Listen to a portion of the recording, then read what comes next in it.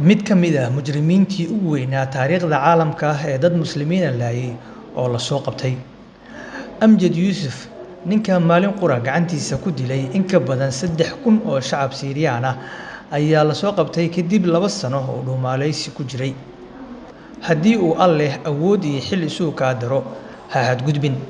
Muuqaalka maanta waxa uu ku saabsan yahay nin Siiriyaan ah oo ka mid ahaa ciidamadii Bashar al-Assad oo loo yaqaano Amjad Yuusuf, balse shacabka Siiriya ay u yaqaaneen Fircoonkii ummadda.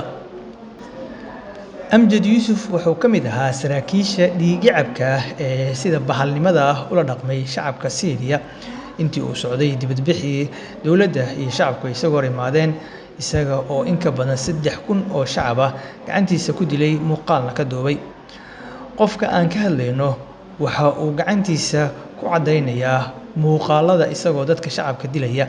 Qofka ayuu kor u tuurayaa, qofkii oo kor ku maqan ayuuna xabad ka horgeynayaa, taa oo u samaystay god dadka uu isugu geeyo. Muuqaalada argagaxa leh ee gacantiisa uu ku duubay ayaana haatan baraha bulshada qabsaday.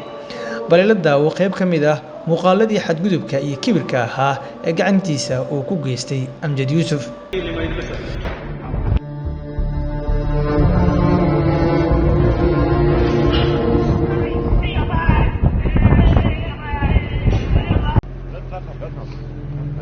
خليك واقف هناك.